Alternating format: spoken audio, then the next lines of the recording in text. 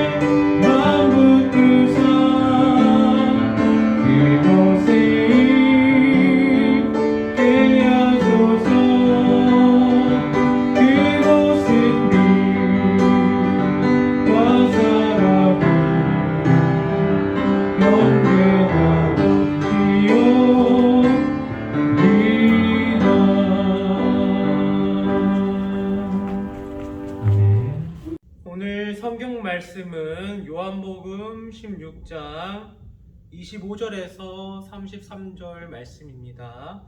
요한복음 16장 25절에서 33절 말씀. 이것을 비유로 너에게 일렀거니와 때가 이르면 다시는 비유로 너희에게 이르지 않고 아버지에 대한 것을 밝히 이르리라. 그날에 너희가 내 이름으로 구할 것이요 내가 너희를 위하여 아버지께 구하겠다 하는 말이 아니니 이는 너희가 나를 사랑하고 또 내가 하나님께로부터 온 줄을 믿었으므로 아버지께서 친히 너희를 사랑하심이라. 내가 아버지에게서 나와 세상에 왔고 다시 세상을 떠나 아버지께로 가노라 하시니 제자들이 말하되 지금은 밝히 말씀하시고 아무 비유로도 하지 아니하시니 우리가 지금에야 주께서 모든 것을 아시고 또 사람의 물음을 기다리시지 않는 줄 아나이다. 이로써 하나님께로부터 나오심을 우리가 믿사옵나이다. 예수께서 대답하시되 이제는 너희가 믿느냐? 보라, 너희가 다 각각 제 곳으로 흩어지고 나를 혼자 둘 때가 오나니 벌써 왔도다. 그러나 내가 혼자 있는 것이 아니라 아버지께서 나와 함께 계시느니라. 이것을 너희에게 이르는 것은 너희로 내 안에서 평안을 누리게 하려 함이라. 세상에서는 너희가 환난을 당하나 담대하라. 내가 세상을 이기었노라. 아멘. 여러분, 이 말씀은 오늘 새벽에도 같이 말씀을 나눴지만 예수님께서 잡히시기 얼마 전, 불과 몇 시간 전에 예수님께서 하신 말씀입니다. 그러면서 예수님께서 선포하시기를 내가 세상을 이겼다 라고 지금 그렇게 제자들에게 선포하고 계십니다. 사실 제자들의 입장에서 보면 예수님의 이 말은 희망을 주는 말인 동시에 말도 안 되는 그런 말이었습니다. 허언증 환자의 말처럼 느껴졌을 수도 있겠습니다. 왜냐하면 지금까지 예수님의 모습은 누구도 침범하지 못하고 누구도 함부로 할 수 없는 그런 왕의 모습이었는데 이 예수님께서 이 말씀을 마치시고 나서 잡히시는 모습은 범죄자의 모습이었고 마치 죄인이 끌려가는 그런 모습처럼 보였기 때문입니다. 세상을 이겼다라고 선포하신 예수님이 그 후에 바로 죄인처럼 끌려가는 모습에 제자들은 아마도 예수님의 말씀이 틀렸다라고 생각했을지도 모르겠습니다. 그런데 이 틀렸다라는 생각은 제자들의 생각이었지요. 제자들의 그런 관점이었습니다. 하나님의 관점으로 봤을 때 예수님께서 오르시고 이 세상이 틀린 것입니다. 그것은 모든 것은 다 이면에 영적인 그런 해석이 들어가야 하기 때문입니다. 예수님께서는 항상 그 비유로 말씀하셨습니다. 중요한 말씀하실 때 비유로 말씀하셨는데 오늘 성경 25절에 보니까 더 이상 비유로 말씀하시지 아니하고 밝히 말씀해 주십니다. 그러면서 뭐라고 그러시냐면 아버지께서 나를 보내셔서 내가 이 땅에 왔고 내가 그 사명을 감당하고 다시 아버지께로 돌아간다 라고 그렇게 밝히 말씀해 주셨습니다.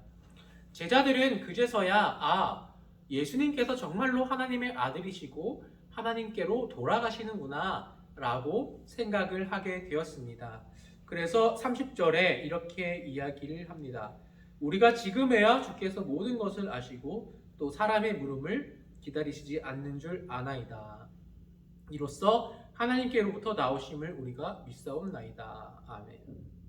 이게 무슨 말일까요? 예수님께서 하나님의 아들이시다라고 직접 스스로 선포하셨는데 그것을 믿던 말던 그것이 이 사람의 입에서 아멘, 맞습니다, 예수님 하나님의 아들입니다 라는 것을 기다릴 필요도 없이 하나님 아들인 게 확실하군요 라는 그런 말입니다. 그래서 하나님께로부터 나오심을 우리가 믿습니다 라고 그렇게 다시 고백하고 있는 것입니다. 우리가 어떻게 고백을 하든지 간에 예수님께서는 하나님의 아들이심이 분명하군요 라는 그런 깨달음이 그들에게 찾아온 것입니다. 예수님께서 밝히 말씀을 해 주실 때. 그런데 이 제자들의 이 고백 가운데 제자들의 삶의 모습은 뒤따라올 수 있었을까요? 아닙니다. 하나님의 아들이심을 믿었고 예수님께서 하나님의 그런 위대한 아들이시고 또 선지자시며 또 아버지께서 보내신 자라는 것을 믿었지만 그들의 삶은 그 믿음을 쫓아가지 못했습니다. 다시 말해서 정말로 믿지 못했습니다. 그 모습을 예수님께서는 미리 아시고 예언해 주셨죠. 31절입니다. 예수께서 대답하시되 이제는 너희가 믿느냐? 이제 너희가 믿어? 라고 이렇게 대답하시면서 뭐라 그러시냐면 32절에 보라 너희가 다 각각 제 곳으로 흩어지고 나를 혼자 둘 때가 오나니 벌써 왔도다. 그러나 내가 혼자 있는 것이 아니라 아버지께서 나와 함께 계시느니라. 예수님께서 제자들이 어떻게 하실지를 미리 알고 계셨습니다. 혼자 둘 때가 있다. 이 말은 머지않은 미래에 이루어지는 말이었습니다. 제자들은 그 말을 듣고 무슨 생각을 했을까요? 아니에요, 예수님. 나는 하나님의 아들이신 예수님을 믿습니다. 제가 어떻게 하나님의 아들이신 예수님을 버리겠습니까? 베드로도 그렇게 후에 이게 고백을 하잖아요. 다 버릴지라도 나는 안 버립니다. 그때 예수님의 대답이 무엇이었습니까? 내가 닭이 2번 울기 전 나를 3번 부인하리라 라는 그 말씀을 하셨잖아요. 제자들이 입으로 아무리 시인한다고 했어도 그들의 삶에서는 예수님의 그런 어떤 믿음을 증명할 길이 없었습니다. 오히려 믿음의 시험을 받을 때 그들은 예수님을 버리고 도망치고 십자가에 못 박히게 내버려 두었습니다. 그런데도 그 모습을 알면서도 예수님은 제자들을 책망하지 않으셨고 탓하지 않으셨습니다. 오히려 오늘 성경을 보니까 그런 제자들의 모습에 실망하지 않으시고 그들에게 위로와 평안의 말씀을 전해주고 계십니다. 33절에 이렇게 기록되어 있습니다. 이것을 너희에게 이르는 것은 너희로 내 안에서 평안을 누리게 하려 함이라. 내가 왜 이 말을 하냐면 너희로 평안을 누리게 하려고 하는 것이다 라고 말을 해주십니다. 여러분, 우리가 마음의 양심의 괴로움을 느끼고 가책을 느낄 때 얼마나 괴롭습니까? 또 내가 사랑하는 사람을 배반했을 때, 그런 믿음을 저버렸을 때 그 사람을 다시 보기가 너무나 부끄럽고 너무나 죄송스럽고 어떻게 내가 그 사람 앞에 다시 가서 용서를 구한단 말인가 라는 그런 생각을 할 때가 있습니다. 그럴 때 내가 용서를 구하지 않아도 그 사람이 날 용서해 줬으면 좋겠다, 다시 그 사람하고 관계가 회복됐으면 좋겠다 라는 생각을 하게 됩니다. 그런데 예수님께서는 이미 다 용서해 주셨고 이 말을 하는 것은 내가 다 알고 있었고 내가 너희를 이미 다 용서했다 라는 그 사랑의 표시였다라는 것이죠. 그래서 이 말이 아마도 베드로는 3번 부인하고 닭이 울었을 때 이 말이 기억나지 않았을까 싶습니다. 그래서 울면서 회개하면서 주님, 제가 그때 주님의 말씀 기억이 납니다. 저에게 평안을 주십시오 하면서 회개하는 그런 모습이 있지 않았을까 기억해 봅니다. 여러분, 우리도 마찬가지입니다. 제자들에게만 평안을 주려고 이 말씀을 하신 것이 아닙니다. 제자들은 당시에 말을 들었어도 몰랐습니다. 그런데 우리는 이 말씀, 성경 말씀 이미 다 알고 받았고 결론도 알고 있습니다.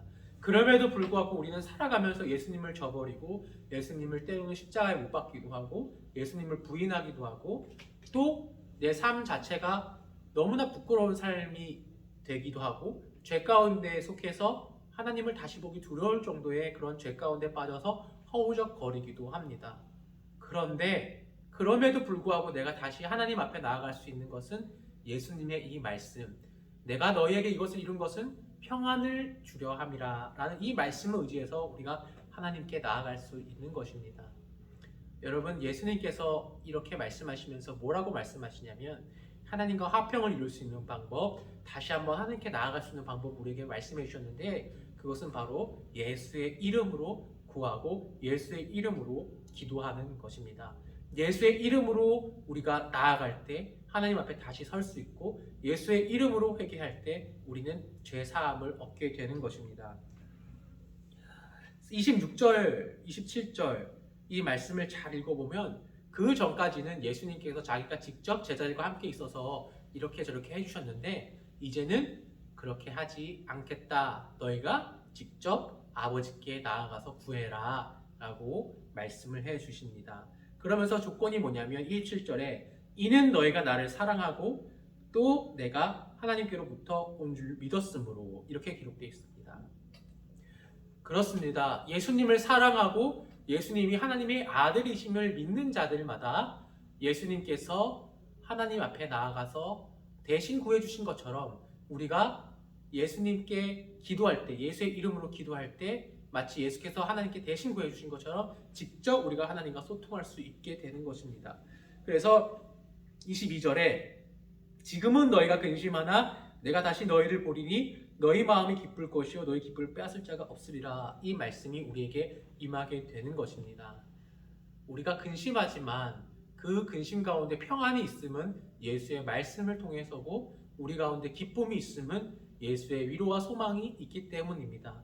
그런데 그 위로와 소망이 임하게 하려면 단 한 가지 조건이 필요한데 그것이 뭐냐면 23절, 24절 말씀입니다.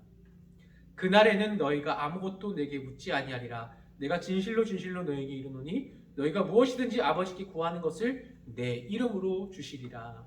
24절 지금까지는 너희가 내 이름으로 아무것도 구하지 아니하였으나 구하라. 그리하면 받으리니 너희 기쁨이 충만하리라. 내 이름으로 구하면 받고 기쁨이 충만하게 받을 것이다 라고 말씀해 주셨습니다. 여러분 우리가 죄 가운데 있음으로 인해서 괴롭고 어려우십니까?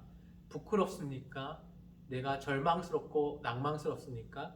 그럴 때 예수의 이름으로 아버지께 나아갈 힘을 얻으시길 바랍니다. 예수의 이름으로 나아갈 때 나의 죄가 사함을 받고 예수의 이름을 부를 때 내가 아버지와 예수와 아들과 성령을 더 사랑함을 느끼게 될 것이고 내가 예수의 이름으로 죄사함을 얻고 나아갈 용기를 얻고 평안과 위로와 화평을 누릴 수 있게 되는 것입니다.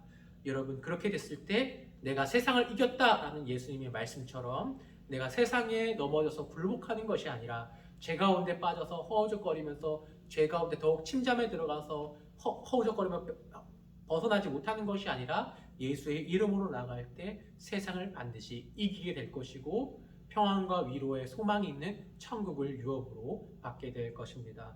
우리 모두 예수의 이름을 믿고 예수를 사랑함으로써 양자됨을 받아 아버지께 직접 나아가는 복된 길로 나아가는 저와 여러분들 다 될 수 있기를 간절히 바랍니다.